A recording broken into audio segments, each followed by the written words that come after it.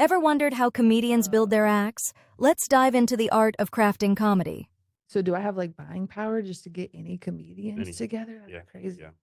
I don't know. I probably would get some of my faves. I would probably do something.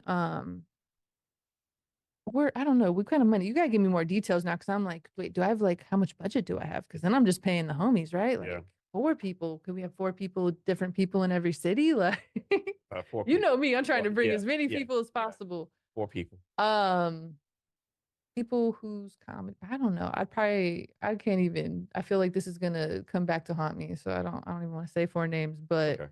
I probably would want to put together like a cohesive show where, I've been on the road recently with Josh Dway featuring for him. I work really well with my friend Nina Davis, and um, those would probably be two people that I'd reach out to first, and then from there, trying to put together. When I think about when I produce a show, and I think about who's coming onto the show, I want there to kind of be an arc and have enough diversity that people aren't feeling like they just saw the same Yeah, comedian five times. yeah, Um, but also enough of like a flow of energy and yeah, stuff like that. You don't want too many monotone kind yeah. of Exactly. deadpan Yeah, people in a yeah, row, but you don't want somebody to go from that to like this high energy, like rolling around on the floor type of comedian. It just is too jarring, I think, for people. Like that's like the interesting thing about open mics is you get all this style. It's not booked. It's not, um, thought about in that way because it's not supposed to be. But yeah, I'm gonna think about it. I'll Okay. send you my top four and you can put it on the screen in the Okay. post. All right. And you're also working as a event sales manager at the Denver Improv. I do. I sell that room when we're not doing comedy shows. Okay. One time we actually did a private comedy show for a group of like 30 people. And for anybody who's been to the Denver Improv, it's a big not theater style in the sense that there's like balcony and levels to the seating, but there's tiers to the seating, and there's tables, but it seats like 350. So for 30 people. And we had three comedians because Rob Ward was in town, so he came through and hosted for us.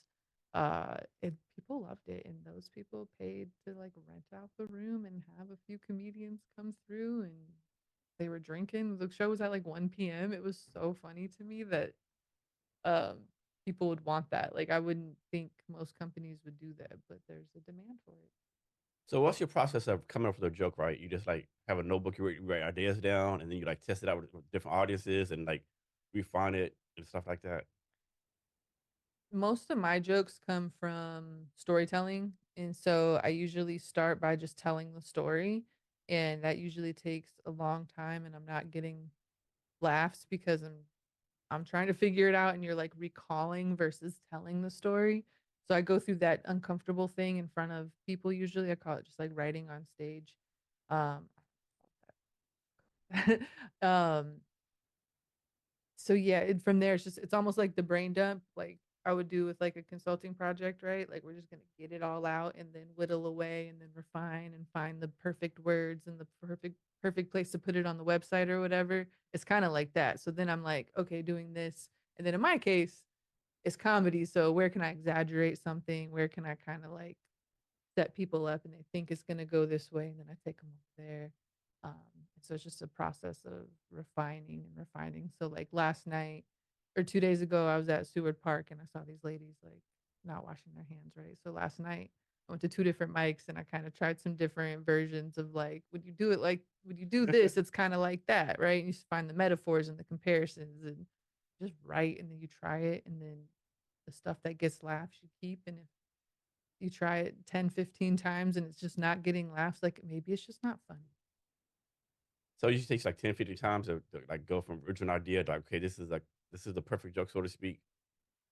Yeah, and I mean, I still refine jokes. I just wrote a new tag. I was preparing for that competition I mentioned, and so I'm like going through my set.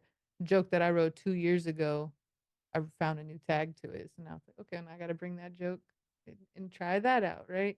So to me, a joke's never gonna be done.